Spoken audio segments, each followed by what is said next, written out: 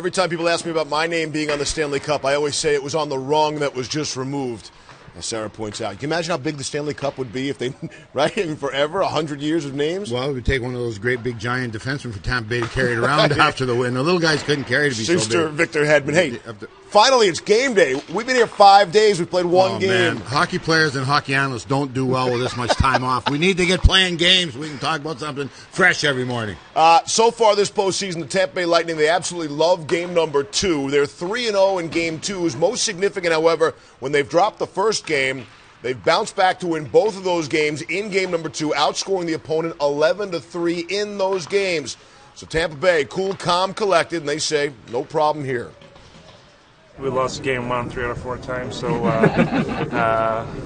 we're a resilient group. We have great character in this room, and we want to bounce back from a tough loss. So that's probably why we have a good record in game 2, and hopefully we can keep that going. We watch these guys play all playoffs. They're a fast, highly skilled team, and they can score goals, and they can shut down defensively as well. So we expect a good, hard Tampa Bay team. Interesting, we had Andrew Shaw and Victor Hedman together. Minor biting incident potentially. Talking about where they're going to go and eat? Very good, Barry. You're on top of your game. Thank you. At the morning skate. And you are looking now, live pictures here on SportsCenter. This is the morning skate of the Tampa Bay Lightning.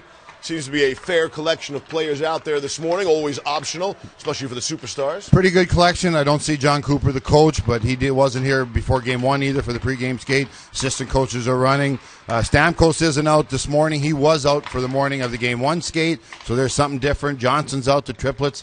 They probably aren't happy with the way they've been playing the last game or so they want to get out, do something different, be here in the morning skate. But most of the defensemen are out. Defensemen like to skate in the morning. They're all bigger, heavier. They like to make sure their equipment is feeling right for them. So a lot of defensemen out here skating this morning. Maybe Stamkos is saving his energy for getting more ice time tonight. His ice time has come under fire from game number 1, off about 2 minutes.